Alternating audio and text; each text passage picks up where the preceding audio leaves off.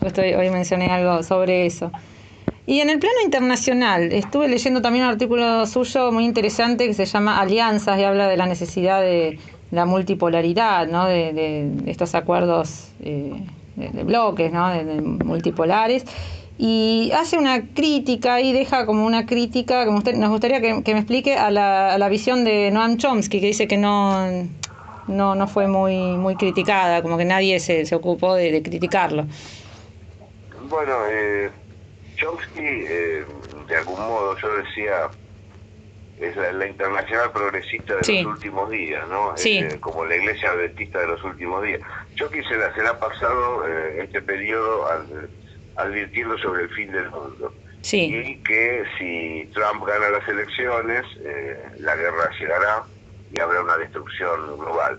Bueno, yo lo que digo es que, aunque duela, porque hay mucha gente que se mueve por el individuo y por la imagen, no por las políticas concretas, eso no se ha corroborado en el presente. Hace 4 años que Estados Unidos, desde que asume Trump, no participa de acciones bélicas directas, es decir, de guerras ni de invasiones, salvo solo escarceos y episodios, lo cual nos lleva a caracterizar este gobierno de Donald Trump como el más pacífico de la claro. historia reciente de los Estados Unidos. Y todo el mundo dice que es guerrerista porque Trump grita, porque Trump vocifera, insulta.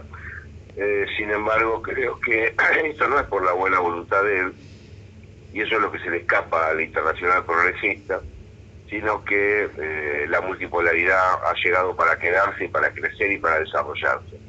La multipolaridad indica que el PBI del resto de los actores internacionales está superando progresivamente al de Europa y al de los Estados Unidos. Por lo tanto, la hegemonía del imperio ya no es como lo era hace 20 años atrás, sino que hay nuevos actores, entre los cuales hay muchos países emergentes que han apostado a la producción de bienes de producción y consumo.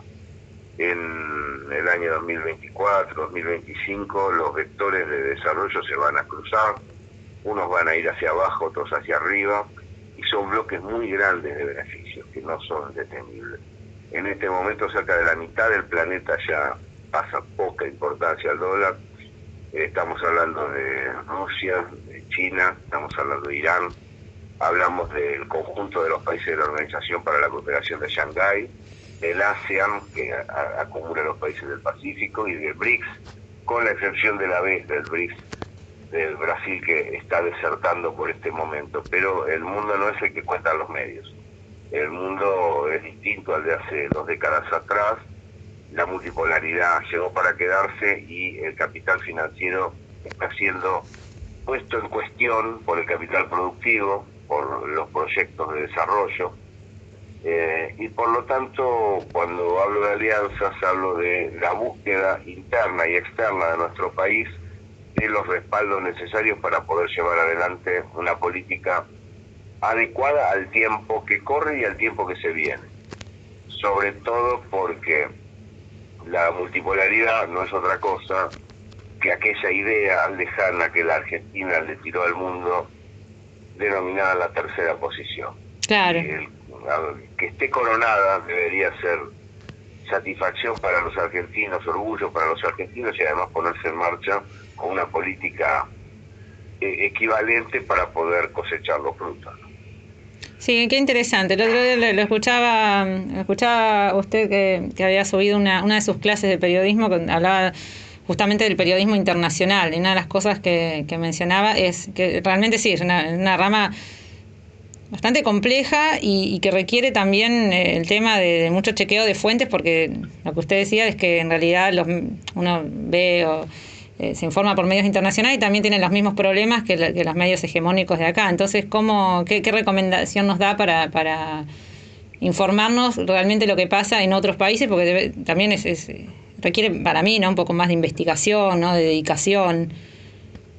Claro, por eso salí al cruce de algunos amigos, porque así como al público trazo grueso le resulta muy difícil Claro, acceder a la información internacional, eso lo reconozco y a veces no me preocupa que haya error de análisis, error de diagnóstico. Sí hay sectores que están involucrados en la información internacional y que además plantean discursos universalistas, que lo menos que se les puede exigir es que estén bien informados. Claro, que claro. busquen, es una obligación. Una cosa es, digamos, alguien que pretende jugar en primera división. Entonces, decir, bueno, tenés que entrenarte todos los días. Otra cosa es el público que de vez en cuando juega la pelota en la plaza del barrio. No Claro. tiene la obligación de cumplir un horario de entrenamiento, de hacer las comidas, etcétera. Bueno, en el caso de la Internacional Progresista y el sentido común de centroizquierda que hemos observado en todo este periodo, es el de hacer un diagnóstico equívoco, es el de no tener en cuenta las palabras del Papa Francisco y los enormes avances logrados a través de la presencia de este gigante de la política internacional en el Vaticano, que ha sido, más la consideración, una bendición para la Argentina, de cuáles son las políticas llevadas adelante por Rusia, por ejemplo, cuál es la política interna que lleva adelante Irán. Claro. Entonces, información disponible, porque claro. Una cosa es que haya cosas ocultas, una cosa es que no se la digan al público, pero otra cosa es que el periodista no pueda acceder a esos informes. Esto le permitiría al conjunto del gremio, en vez de hablar con frases hechas, tipo Irán es terrorista, Maduro es dictador, claro. Trump es un asesino, corroborar cada aseveración y poder avanzar en esa dirección. Y no dejarse llevar por los medios, siendo profesional de la comunicación.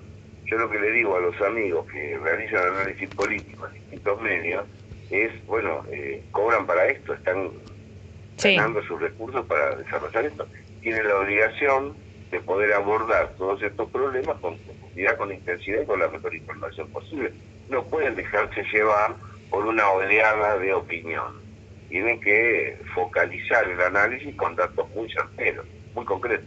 Claro, ir a la fuente siempre a la fuente. Exactamente.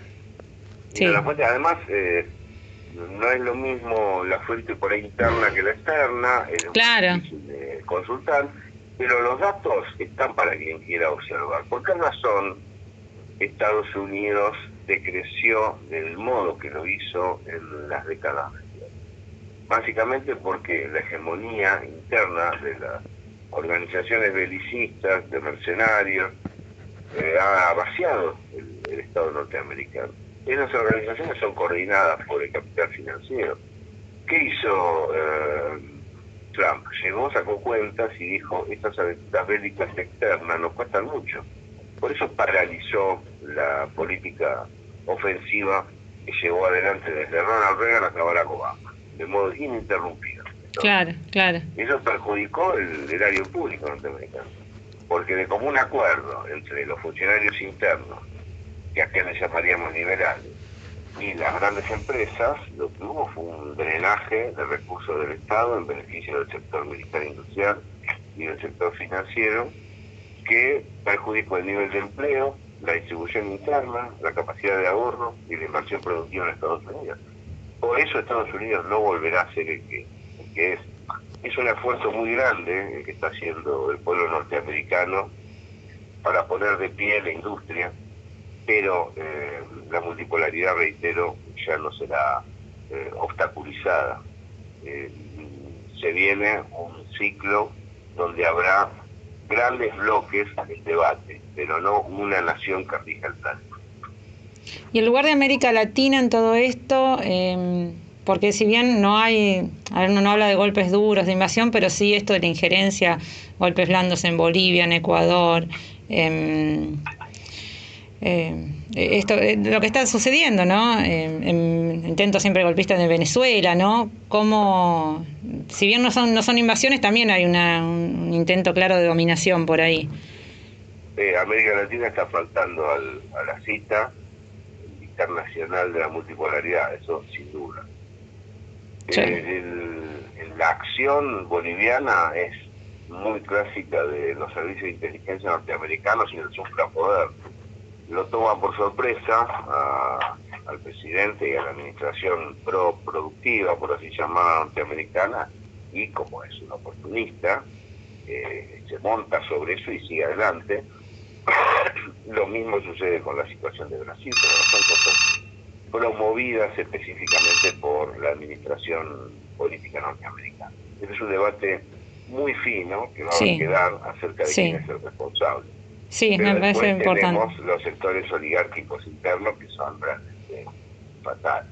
Es decir, así como la oligarquía argentina es antinacional, hemos visto el proceder de la oligarquía boliviana. Es vergonzoso, lo mismo en Brasil. Es decir, los poderes nacionales van a tener que afirmarse en el próximo ciclo. Van a tener que afirmarse. No puede ser que justamente en esta tarea de reconstrucción de las economías, del orden productivo, se siga admitiendo la monopolización por actividad, la concentración de recursos, la fuga, en detrimento del conjunto social. Porque eso termina invirtiendo las relaciones de fuerza puertas adentro. Creo que se cometieron muchos errores propios en el gobierno de Dilma, en el gobierno de Evo, muchos errores propios, en el gobierno de Rafael Correa, en el gobierno de Cristina Kirchner, muchos errores propios que fueron aprovechados por ese sector oligárquico interno y por supuesto por los poderes internos norteamericanos. Porque lo que está pasando en Estados Unidos no es una linealidad, lo que está pasando es una pulsera gigantesca que define buena parte del rumbo venidero. Sí, yo creo que por ahí es nuestro esquema, podría pensar en naciones buenas, malas, es decir, los yanquis son malos y nosotros somos los buenos. Por ahí lo tenemos que empezar a caracterizar a esto como corporaciones, como un totalitarismo financiero. Son totalitarismo financiero y los poderes ahora son poderes financieros, ¿no? De grupos económicos. Entonces por ahí nos cuesta, tenemos que rever ahí las categorías quizá, ¿no? Está bien. Es otro tipo de dominación. Es así. Rothschild o Black Power, por ejemplo. Black Power, claro. Empresa de mercenarios. Van a la batalla con la bandera norteamericana adelante. Exacto. No importa un pito lo que pasa con Estados Unidos. Lo que hacen es servirse de ese Estado para saquearlo. Entonces, a veces creemos que estamos hablando de naciones y estamos hablando de ahora... y no les vemos las caras y es difícil, perdón. Bajo ningún punto de vista, claro. Nunca se sabe quién son. Me estaba tapando.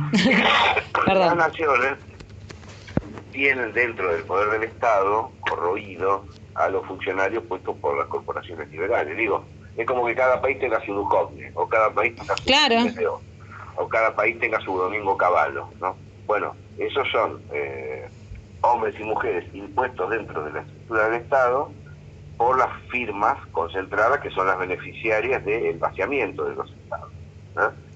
Que además controlan la política de comunicación. Creo que eso hay que verlo para no dejarse engañar por la comunicación reinante, que narra todo esto que estamos hablando, pero al revés. Claro, totalmente. Ellos también construyen sus enemigos, nos ponen el populismo, ¿no? Como que ellos le ponen la cara al enemigo y a nosotros por ahí nos cuesta visibilizar quiénes son, porque por ahí es más fácil ver a Trump y no ver un grupo económico, ¿no? Uno por ahí con Trump ve la figura de Trump y no ve lo que es el poder también real, ¿no? No digo que Trump sea bueno ni nada por el estilo, no quiero que se malinterprete, sino de empezar a ver estas cosas que no son tan visibles. Le quería preguntar, ya que usted fue gerente periodístico de Telam durante 2010-2012, una reflexión sobre su experiencia allí en Telam y cómo lo ve ahora, después de los años macristas, cómo ve la situación de Telam en la actualidad. Bueno, el trabajo que hicimos en Telam, junto con Martín García, fue de organización interna y de perfeccionamiento de la labor periodística. Contrariamente a lo que se decía, yo me encontré para organizar periodísticamente la agencia con un equipo de trabajo grande, muy voluntarioso y con gran capacidad profesional. Y realmente me ayudaron mucho para poder llevar adelante esa tarea. Ahora bien, la destrucción ha sido muy fuerte porque la política del macrismo sobre Telam, como sobre el resto de las empresas públicas, ha sido no solo negativa y hostil, es decir, dañina para el trabajador y para la empresa en sí misma, sino también errática, es decir, la política de despedir, pagar indemnizaciones, reincorporar, todo lo que se dio en el periodo macrista, es de un dislate en el sentido empresarial muy fuerte que damnificó la vertebración interna misma de la gente. Creo que lo que se está haciendo ahora es un intento importante de reposicionarla, de ponerla de pie, para poder darle el volumen que realmente posee, ya que es una de las agencias más grandes, más importantes del mundo, Claro, además sí. de ser la más importante del país. Puede ser muy útil. Todavía los trabajos destinados a mejorar, a reposicionar Telam, son lentos, son pausados. Creo que están en una buena dirección, pero le falta todavía eso que habíamos hecho y que se destruyó, que es la organización de los jefes de las jefaturas intermedias periodísticas que puedan llegar a canalizar claramente un nuevo proyecto. Y hay que andar el tiempo para que se pierda lo timorato y que se pierda el falso anhelo de la objetividad, cuando en realidad la objetividad implica situar editorialmente al medio desde un lugar del mirador adecuado. Claro. El tema de la objetividad no es pretender neutralidad, panear sobre el centro de los acontecimientos, sino desde un lugar adecuado narrar la verdad. Saber que se está observando desde el pueblo, se está observando desde el sur la realidad, y que se la puede cubrir objetivamente a partir de ese lugar de mirador. Todo Excelente. Eso falta en Telam, porque también fue mucho la destrucción y es mucho el mensaje de Alberto de entrada de no tener conflicto con los monopolios, no tener un litigio con Clarín, no tener una dificultad con los grupos concentrados. Entonces, de algún modo, los medios del Estado tienden a ser neutrales. Necesitaríamos medios más enfáticos, más profundos, más analíticos, más hondos. Tienden a ser neutrales con el objetivo de no llevarse mal con nada. Es una ilusión que se va a romper, que ya se está rompiendo, pero que hay que respetarla porque es parte del estilo. Es lo que... Pero lo que es importante todo esto, porque realmente la comunicación y la información es un derecho nuestro también como ciudadanos, ¿no? Y sería importante poder contar con esa objetividad. No partidismo, sino objetividad. Porque además todo el mundo emite, ¿cómo lo va a emitir el Estado? Es una locura. ¿Y qué cree de un programa como 678? ¿Cree que sería viable hoy en día? ¿Podría servir ese formato?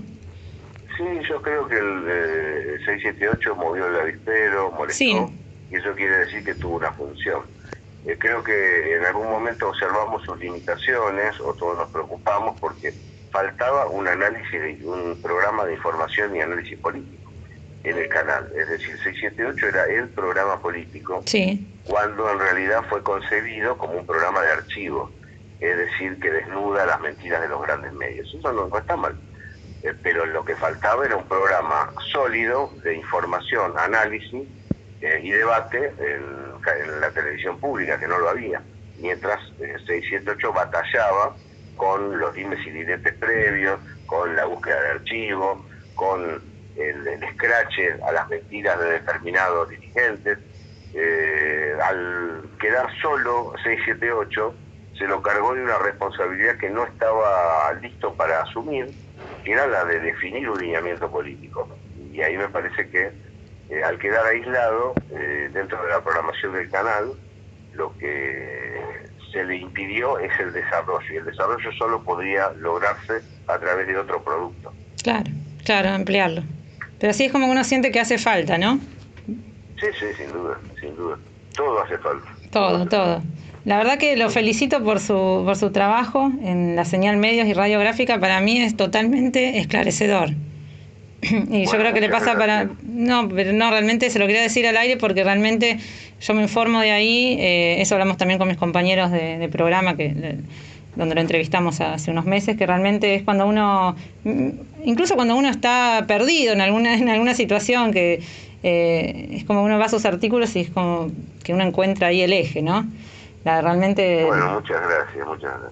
Lo felicito por todo el trabajo, por todo su equipo que tiene, porque se nota el equipo de producción, de Hernán. Me gusta mucho cuando habla de los temas laborales, de derecho. La verdad que eso de hacer llegar a la gente todo lo oyente, ¿no? Y toda la información también sindical, ¿no? De lo que le pasa a los trabajadores, esos informes que hacen sobre el movimiento obrero, la verdad que son fenomenales. La verdad que se lo quería decir. Una de las cosas que la dirección de un medio enseña creo que desde algunas experiencias anteriores, es que una gran parte del trabajo queda bien planteado si es una buena selección de personas, una buena selección de trabajadores.